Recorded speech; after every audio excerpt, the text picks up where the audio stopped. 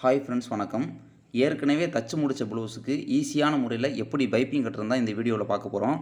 ஒரு ப்ளவுஸை நம்ம தச்சு முடிச்சிட்டோம். அதற்கு பின்னாடி கஸ்டமர் எங்களுக்கு இதில் பைப்பிங் கட்டி வேணும் அப்படின்னு சொன்னாங்கன்னா, அதை எப்படி ஈஸியான முறையில் அழகாக அருமையாக பைப்பிங் கட்டி கொடுக்குறதுங்கிறது தான் இந்த வீடியோவில் நம்ம பார்க்க போகிறோம்.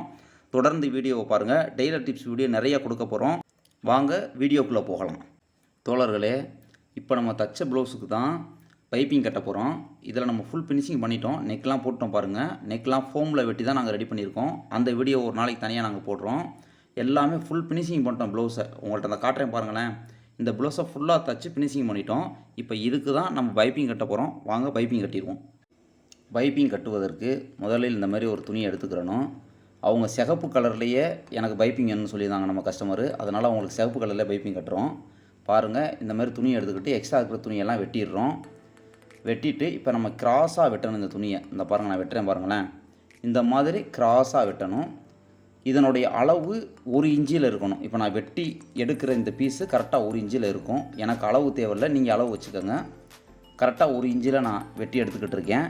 இந்த மாதிரி கிராஸாக வெட்டிக்கிறணும். கிராஸ் தான் பைப்பிங்க்கு கரெக்டாக இருக்கும். அதனால் நம்ம கிராஸாக வெட்டுறோம். பாருங்கள், நம்ம இந்த வீடியோவை ஸ்கிப் பண்ணாமல் பாருங்கள். தெளிவாக தெரியும். அழகாக பைப்பிங் கட்டலாம். கரெக்டாக கிராஸாக பாருங்கள், நம்ம கிராஸாக வெட்டியிருக்கோம். இப்போ இந்த கிராஸாக வெட்டின பீஸை எல்லாத்தையும் ஒன்றா ஜாயின் பண்ணணும். பாருங்கள், கரெக்டாக வச்சு ஜாயின் பண்ணுற மிஷினில் பாருங்கள், நான் எப்படி ஜாயின் பண்ணுறேங்கிறதையும் பாருங்கள். நம்ம கட் பண்ண எல்லா பீஸையும் ஜாயின் பண்ணுற வீடியோவை முழுசாக காமிச்சிருப்போம். எதையுமே ஸ்கிப் பண்ணாமல் காமிச்சிருப்போம். நீங்களும் ஸ்கிப் பண்ணாமல் இந்த வீடியோவை பாருங்கள். அப்போ தான் உங்களுக்கு புரியும். பாருங்கள், நம்ம கடைசி பீஸை வச்சு கட் பண்ணுறோம். கடைசி பீஸ் அவ்வளோதான். நம்ம கட் பண்ண பீஸோடைய கடைசி பகுதி முடிஞ்சிச்சு. இப்போ நம்ம தச்சதை பாருங்கள், வெட்டி விட்டுக்கிறணும். இப்படி வெட்டி விட்டுட்டு கரெக்டாக அந்த மேலே இருக்கிற பீஸை நான் கை காமிச்சேன் பாருங்கள், அதை வெட்டி விட்டுறோம். ரொம்ப கம்மியான அளவு வெட்டினா போதும். ரொம்ப அதிகமாக இருந்தால் பைப்பிங் கட்டுறதுக்கு சிரமமாக இருக்கும். அதனால் இந்த மாதிரி பாருங்கள், பீஸ் அப்படி நேராக ஆக்கிக்கிறணும். உங்களுக்கே தெரியும். இப்போ நம்ம வெட்டி வச்சுருந்த அந்த 1 இன்ச்சி பீஸில் 1/4 இன்ச்சியை மடித்து தைக்கிறோம். பாருங்கள், ஒரு ஓரத்தில் 1/4 இன்ச்சியை மடித்து தைக்கிறோம். தையல் தொழிலில் புதுசாக பழகிறவங்க, இல்லை தையல் தொழிலில் நான் பல வருஷமாக பண்ணுறேன், எனக்கு பைப்பிங் கட்ட வரமாட்டேங்குதுன்னு நினைக்கிறவங்க இந்த வீடியோவை பார்த்து கற்றுக்கங்க. கண்டிப்பாக இது ஈஸியான முறையில் சரியான மெத்தடாக இருக்கும். உங்களுக்கு பயனுள்ளதாகவும் இருக்கும். பாருங்கள், நான் அந்த 1/4 இன்ச்சியை மடித்து தைக்கிறேன் பாருங்கள். இந்த இடத்துல கரெக்டாக நம்ம அந்த 1/4 இன்ச்சியை ஃபாலோ பண்ணிக்கிட்டே வரணும். 1/4 இன்ச்சி கூடவும் போயிடக்கூடாது, கம்மியாகவும் ஆயிடக்கூடாது. ஏன்னா நம்ம 1 இன்ச்சி துணி தான் வெட்டியிருக்கோம். முடிஞ்சிருச்சு. இப்போ தச்சு முடிச்சிட்டோம். 1/4 இன்ச்சியை மடித்து தச்சிட்டோம். தச்சு முடித்ததுக்கப்புறம் இப்போ நேரம் இருக்கா அப்படிங்கிறத பார்க்கணும். நம்ம வெட்டினது கிராஸ் பீஸு தான், ஆனால் துணி நேரம் இருக்கா அப்படிங்கிறத பார்த்துக்கிறணும். அப்படி நேரம் இல்லை அப்படின்னா அப் அண்ட் டவுனில் தான் இப்படி வெட்டி எடுத்துக்கிறணும். இப்போ நான் வெட்டினேன் பாருங்களேன், அதேமாதிரி வெட்டி எடுத்துக்கிறணும். மற்றது எல்லாமே நேரம் இருக்குது. இது லைட்டாக கொஞ்சம் பெண்டாக இருக்குது. இதையும் நம்ம வெட்டிடுறோம். வெட்டினதுக்கப்புறம் பாருங்கள், இதில் பாருங்கள் எக்ஸ்ட்ரா அங்கங்கே பிசுறு இருக்கிறதுக்கப்புறம் வெட்டி எடுத்துடுறோம். வெட்டி எடுத்ததற்கு பின்பு பாருங்கள், நேரம் இருக்குது. பைப்பிங் கட்டுவதற்குண்டான துணி தயாராகிருச்சு.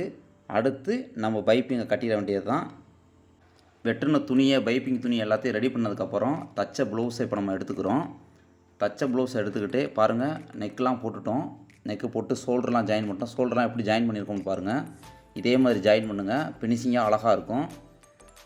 இப்போ பாருங்கள், நம்ம ரெடி பண்ணின அந்த பைப்பிங் துணியையும் ப்ளவுஸையும் ஒன்றா வச்சு அட்டாச்மெண்ட் பண்ணி பைப்பிங் கட்டுறதுக்கு உண்டான வேலையை ஸ்டார்ட் பண்ண போகிறோம். பாருங்கள், 1/4 இன்ச்சி வச்சு கரெக்டாக ப்ளவுஸுக்கும் துணியையும் ஒன்றா வைத்து கரெக்டாக 1/4 இன்ச்சி இந்த நான் தைக்கிறேன் பாருங்களேன்.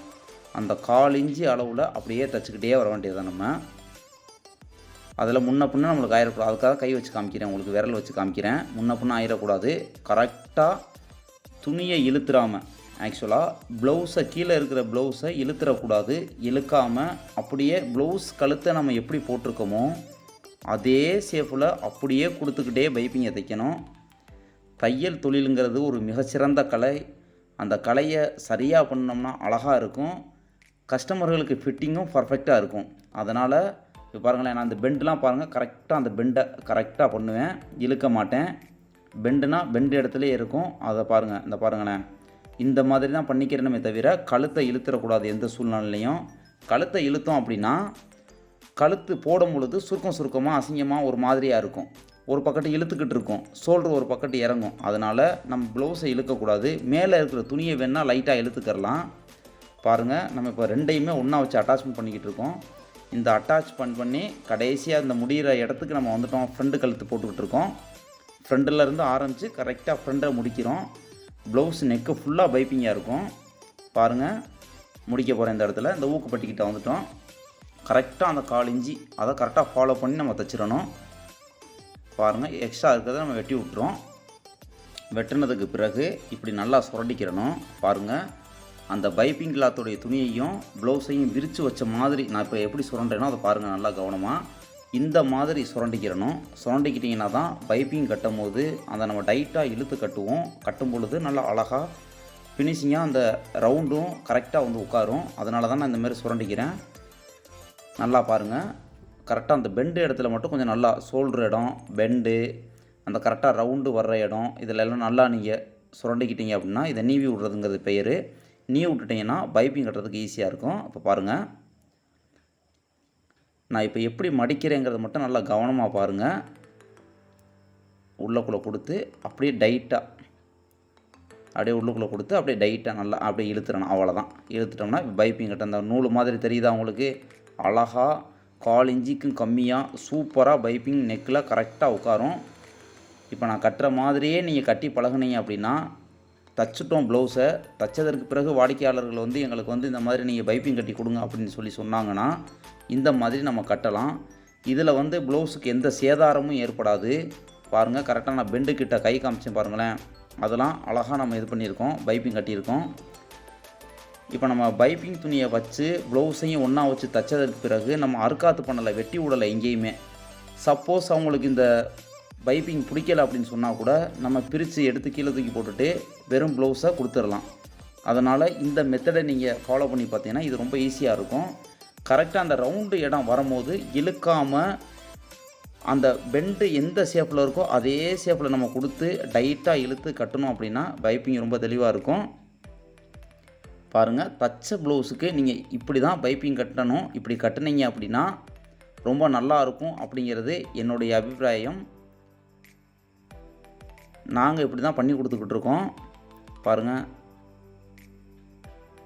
துணியை நல்லா டைட்டாக இழுத்துக்கிறணும். கரெக்டாக அந்த நண்டு கால் கிட்ட, மிஷினுடைய நண்டு கால் கிட்ட கொண்டு வந்து நிப்பாட்டினதுக்கப்புறம் நல்லா பைப்பிங்கை நல்லா டைட்டாக இழுத்துக்கிட்டோம் துணியை அப்படின்னா, உள்ளுக்குள்ளேயும் இழுத்துக்கிறணும், வெளியிலையும் லைட்டாக ஒரு மாதிரியாக இழுத்துக்கிட்டோம் அப்படின்னா பைப்பிங் சூப்பராக அமையும். பாருங்களேன், நான் தைக்க உங்களுக்கு பின்னாடி பைப்பிங் தெரியுதான்னு பாருங்கள். பைப்பிங்கினுடைய அந்த ஃபினிஷிங்கை பாருங்கள். இந்த வீடியோவை பற்றிய கருத்துக்களை எங்களுடைய கமெண்ட் பாக்ஸில் சொல்லுங்கள். அடுத்து உங்களுக்கு எதில் சந்தேகம் இருக்கோ அந்த சந்தேகத்தையும் கமெண்ட் பாக்ஸில் சொல்லுங்கள். கண்டிப்பாக அதுக்குண்டான வீடியோ நாங்கள் போடுறோம். இந்த வீடியோ பிடிச்சிருந்தா லைக் பண்ணுங்கள், ஷேர் பண்ணுங்கள். இது வரைக்கும் நம்ம சேனலை சப்ஸ்கிரைப் பண்ணாதவங்க சப்ஸ்கிரைப் பண்ணிக்கோங்க. டெய்லர் டிப்ஸோடைய வீடியோவை நியூ பேஷன் சேனலில் அடிக்கடி நாங்கள் போட இருக்கிறோம். நிறைய டெய்லர் டிப்ஸ் வீடியோக்கள் போட போகிறோம். தொடர்ந்து எங்களுடைய வீடியோவை வாட்ச் பண்ணுங்கள். பாருங்கள், இப்போ பைப்பிங் வந்து எண்டிங்க்கு வந்துட்டோம். ஃப்ரண்டில் எப்படி நம்ம ஆரம்பித்தோமோ அதேமாதிரி எண்டில் வந்து எக்ஸ்ட்ரா ரொம்ப துணி தேவையில்லை, அதனால் வெட்டிட்டோம். 1/4 இன்ச்சு துணி இருந்தால் போதும், மடிக்கிறதுக்கு அப்போ தான் அழகாக இருக்கும். பாருங்கள், 1/4 இன்ச்சு மடித்து உள்ள இந்த பாருங்களேன் ஃபினிஷிங் கரெக்டாக கொண்டு வந்து நிப்பாட்டியாச்சு. இப்போ பைப்பிங்கோடைய எண்டு பைப்பிங்கை முடிச்சிட்டோம். அவ்வளோதான், பைப்பிங் கட்டி முடிச்சிட்டோம். பைப்பிங் கட்டி முடித்ததற்கு பிறகு இப்படி நீவி விட்டுக்கிறணும், இந்த சுரண்டி விட்டுக்கிட்டோம்னா அந்த ரவுண்டெல்லாம் கரெக்டாக வரும். சுருக்கம் இருந்தால் கூட சுருக்கம் போயிடும். அதுக்காக தான் இந்த மாதிரி நம்ம நீவி விடுறது. பாருங்கள், ஃப்ரண்டெல்லாம் பேக்கெல்லாம் எல்லாத்தையும் நீவி விட்டுட்டோம். எக்ஸ்ட்ரா அந்த மாதிரி நூல் இருந்தால் கட் பண்ணி விட்ருங்க. அவ்வளவுதான் தோழர்களே, பைப்பிங் கட்டிட்டோம். இப்போ பாருங்கள் ப்ளவுஸ் எவ்வளோ அழகாக இருக்குன்னு சொல்லிட்டு. அந்த நெக்கெல்லாம் பாருங்கள் எவ்வளோ அழகாக ரவுண்டாக வந்திருக்குன்னு பாருங்களேன். இந்த மாதிரியான முறையில் நீங்கள் பைப்பிங் கட்டி பாருங்கள், தச்ச ப்ளவுஸுக்கு மிக அருமையாக இருக்கும். இந்த உலகம் அடுத்த வினாடிக்குள் நிறைய அதிசயங்களை ஒளித்து வைத்திருக்கின்றன. முயற்சி செய்பவர்களுக்கு அந்த அதிசயம் கிடைக்கும். முயற்சி செய்வோம், வெற்றி அடைவோம்.